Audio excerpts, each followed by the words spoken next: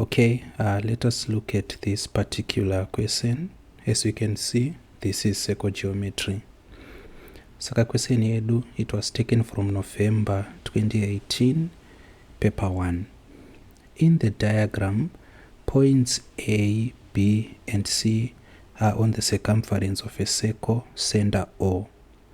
OB is equal to 7 centimeters and AOB is equal to 60 degrees.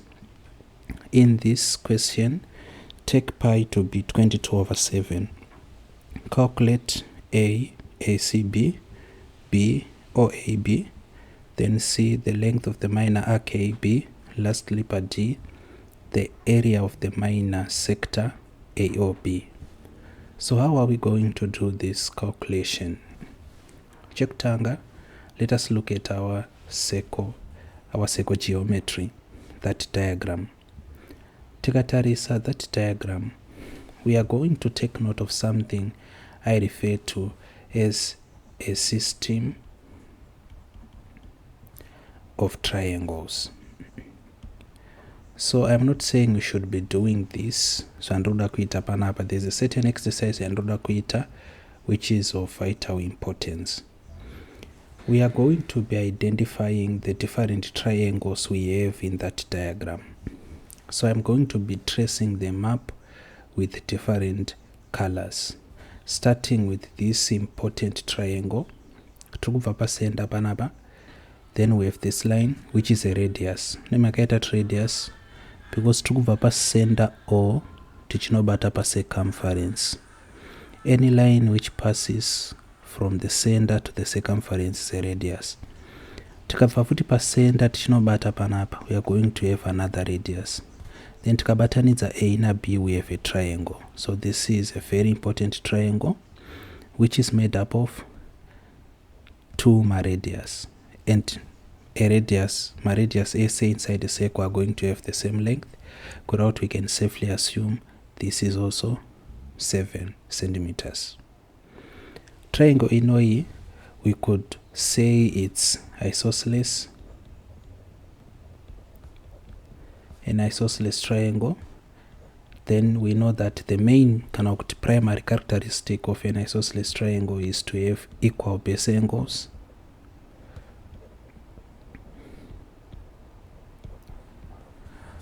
Kureva kuti, this angle should be equal to this angle.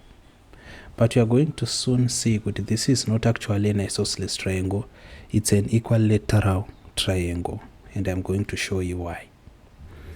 Okay, the other triangle we have here, we can talk about this triangle CAB.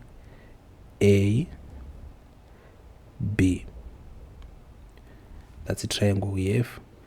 Then we can also talk about this triangle irukubva O, yobata pa this point, yodaiso yodzokera kuna O like that. So all in all, we have 3 types of triangles. And the main primary characteristic of triangles is to have a sum of interior angles equal to 180 degrees. It is usually handy. Now let us clear up our triangle so that we can find out something. Saka chekutanga, we did notice the system of triangles which we have. Taona izvozvo manje, let us reread our question. In the diagram, points A, B, and C are on the circumference of circle center O. OB is equal to 7 centimeters and AOB is equal to 60 degrees. In this question, take pi to be 22/7.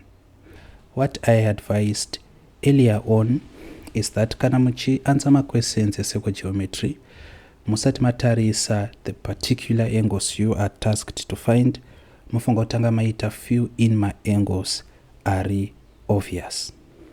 Saka ma angles I should be obvious to you and should not require working. So tikatarisa pano, if we want to do that exercise, you are going to see kuti angle iri pa center which is 60 degrees inenge iri equal to angle iri pana C panapa, and our reason is going to be angles in the same segment. Then the other thing is taona kuti OA is a radius and OB is also a radius. This makes panapa 7 centimeters and these base angles should be equal. Saka what we do kuti tiwane what that angle is, tinenge takuti a base angle inenge iri equal to tichati 180 degrees to subtract 60 degrees. Then tinobva tawana chi, allow me kudai so panapa. Saka kuti calculate a base angle, we have a few steps. Chekutanga tichati 180 degrees minus 60 degrees, tichawana 120 degrees. Then the base angle, then the base angle itself is going to be equal to 120 degrees zacho. Remember, is the remainder after tabvisa 60 degrees. Kureva kuti 120 degrees should be equally shared between angle iri pana A ne angle iri pana B. So we have to divide this 120 by 2 kuti tiwane 60 degrees, which gives, cannot makes this angle 60 degrees and also that angle 60 degrees. Saka 60 iri pano pa B plus 60 iri pa A plus 60 iri pa O, cannot pa center O. Tika add all these interior angles, we get 120 degrees. And we also know kuti kana interior angle iri 60 degrees, cannot all three interior angles are 60 degrees. That then means we have an equilateral triangle.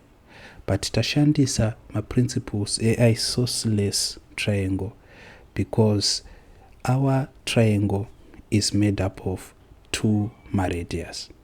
So whenever you see a radius, a line from the center touching a part of the circumference, be on the lookout of these isosceles triangles.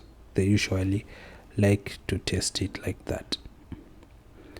Okay, so that is what we have. Let us now go to our answering our question. Taita few in my angles are obvious to us. Let us now answer our question. Takaenda pa A, we must find ACB. So ACB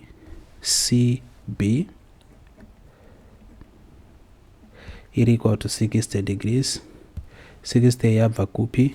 Mukada and you can add a reason angles in the same segment.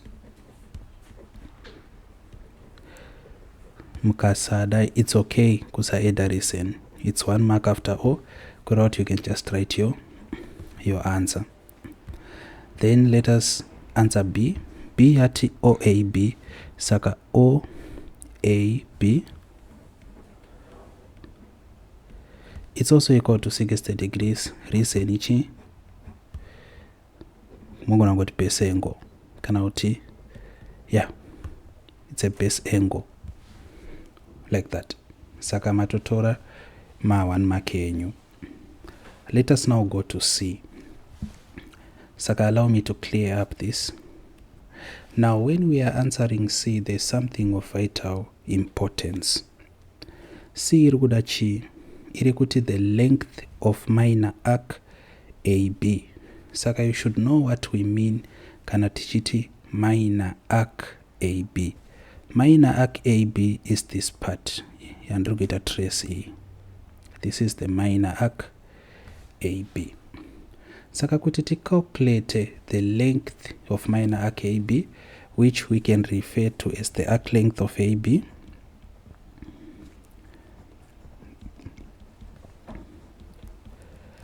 What is the formula that we are going to use? So I want to construct and seal the formula in your minds. I want to show you what influences the formula. Cheptanga, we know that we have a complete circle. Then tikada kusiwa ngatiti tikati length round about the circle. What do we mean by length round about the circle? It's obvious we are referring to perimeter. Saka perimeter is length right round the circle because tikada kutangira pa any point then we go around the circle. This is the perimeter. And what is the perimeter of a circle? The perimeter of a circle is equal to 2 pi r. That is the perimeter of a circle. But what is happening there is parikubva paita a sector. Saka sector yedu, we have a center O pano, then towataita a radius irikunobata apa, another radius ichinobata apo. Then tikabva tazodai so, we now have a sector. So kana tichiti sector, we are referring to a piece of the circle.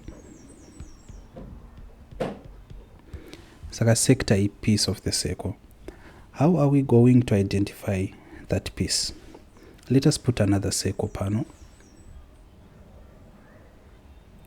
like that. So let us put another circle. Let us have lines mukati me circle. These are the lines. Then tika shade one part of the circle. Totsvaga mwana ari ku grade 1. Tobvunza kuti this one part inomirira chi. Anotaura kuti this one part yakamirira 1/4. Kuroti we have 4 parts in the circle, but only one part is shaded. But manje tikazofunza mwana ari ku form 4 kana kuti form 3, tenge tichitarisira kuti aone something.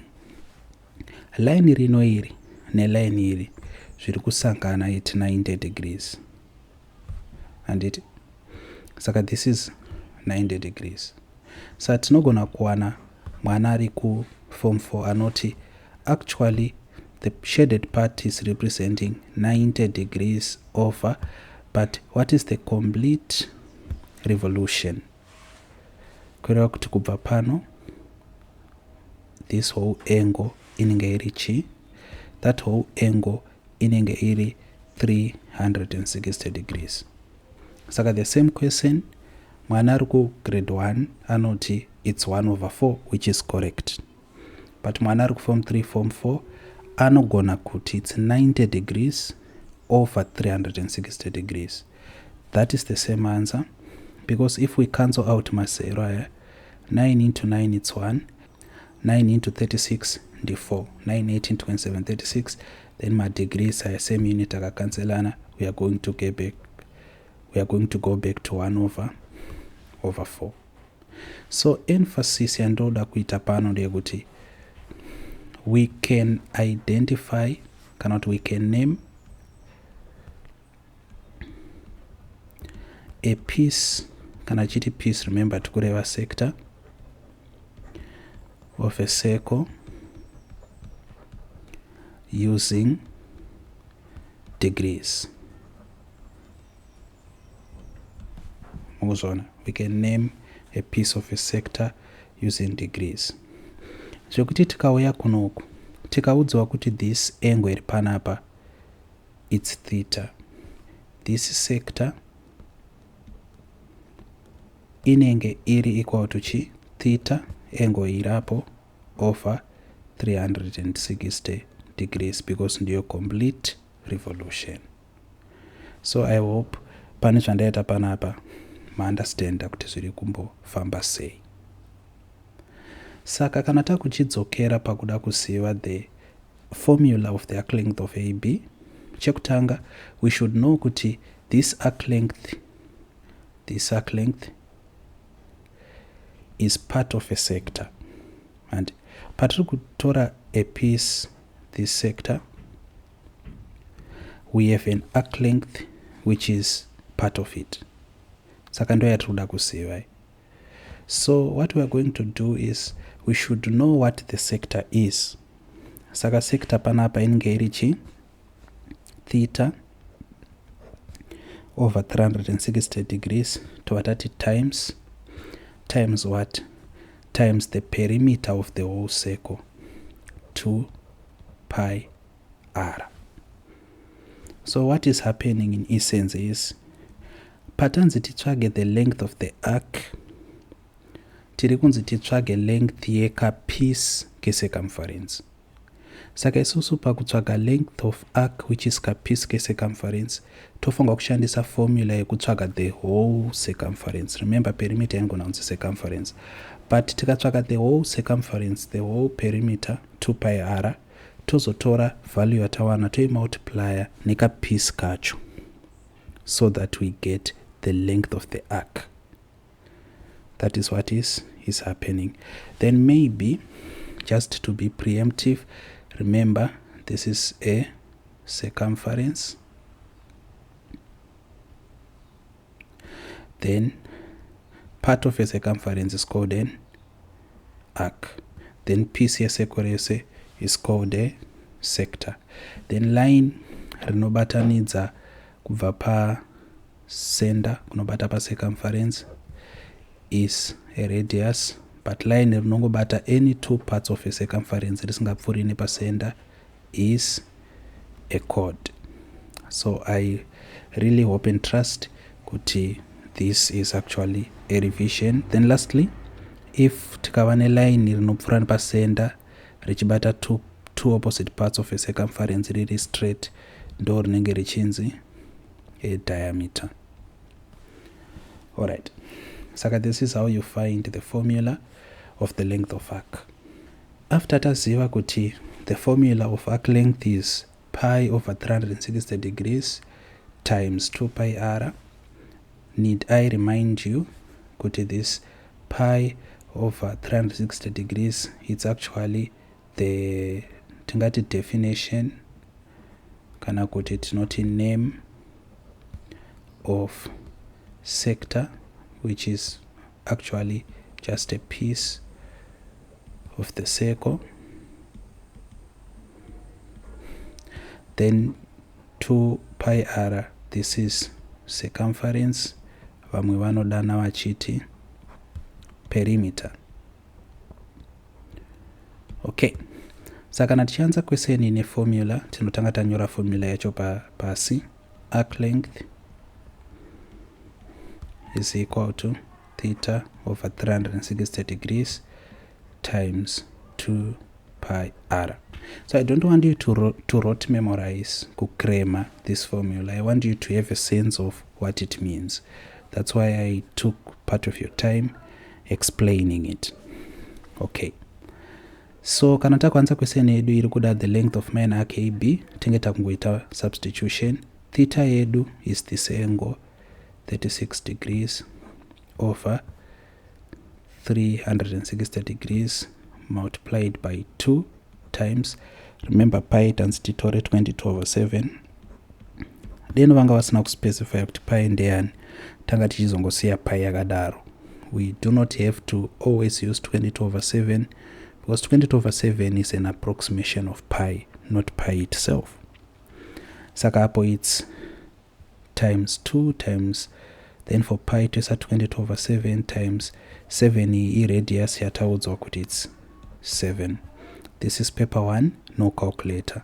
Saka of course tikakansela panapa nepanapa, then tokona kuti masero tokansela 6 into 6 it's 1 into 36 ndiani d6,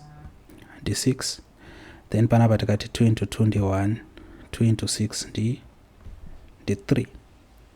Tikazoya pamusoro tikati 1 times 22 times 1 arapo tinowana 22 over tikati 3 times 1 ari pano it's 3.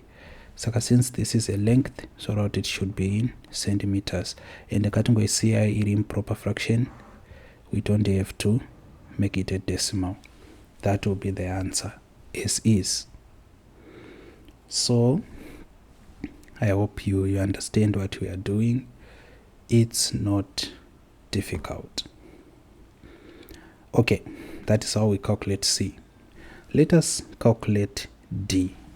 Now to calculate D iri kuda the area of the minor sector.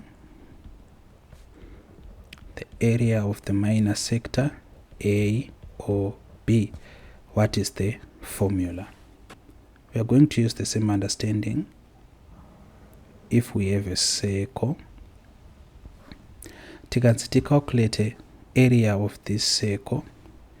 Zvoreva kuti we need ndiyo area yacho iyi, the area bound by the circumference, and area E, we know that area of circle is equal to pi r squared. That is the area. What if kana circle redu rikava nekapiece mukati munomu, and piece yacho taona kuti pano pana theta. Piece yacho tikada kuibuditsa inenge yakangodai so, sector pano pana theta, then we have a radius. How then are we going to find the area of this sector, kana kuti this piece of the circle? Satofunga kutanga taziva kuti piece yacho imbori chi, piece yacho ndi theta over 360 degrees to multiply ne the area of the whole circle, which is pi r squared, kuti tiwane kuti piece yedu imbori chi. Mapaona zvafanana nekuti modza kuti pane 10 mabanana muri 2, mobva manzi toda kukuita half half. Zvoreva kuti piece yangu inini half, piece ya George half. George akada kuziva kuti ari kuwana mabanana mangani, achatora piece yake obva ati times number yemabanana. Ona kuti inini ndine 5 mabanana. Saka piece E iri kurepresenta sector times area yese yeseko, ndokuti tiwane the area of a minor sector A or B. There's also something I want to tell. Ndoda to bring your attention to this term minor. Kana makaona our lessons on circle geometry, you should know what it means, but let me not assume. So if we have a circle like that, then we have sector like this, then panapangati we have a chord like that. Andika? Saka we know kuti this part kubva panapa kunobata apa ndiyo inenge chinzi a minor arc, but the opposite part inenge ichibva pano ichitenderera kubata apa inenge chinzi major arc. Saka kana kapisi kanaka kari iko minor sector, zvoreva kuti zipisi iri ringe riri kuno ndiro chi major sector. Then I also want you to know, please know kuti kapati kanaka aka rega ndikaise imwe kala kanaka kanonzi chi segment. Mugonosangana nema questions anenge achida kuti mutsvage maybe area of a segment, which if we get to them, and we are, I'm going to show you how to do it. For now, tarisa yekuti area of minor sector inowanikwa sei. Name the sector, multiply by area of the whole circle. Okay. Saka if you want to write notes somewhere, the note will be name the sector. Saka name of sector times area, dzimwe nguva zvienda nequestion perimeter of circle. This is the thinking. So let us to our question. Toda tsvaga area of minor sector A or B. Formula yacho theta over 360 degrees times, remember pi times tishandise 22 over 7 times, then radius here we know kuti it's 7 squared. Saka 7 into 71, 7 into 7 squared is 7. Why? Because 7 squared over 7 zvirongoreva kuti 7 times 7 over 7. So 7 you check up aposora 1 times 7 is 7. That's the understanding. Then pano this theta ndandisina kuireplacer, it's obviously 60 degrees.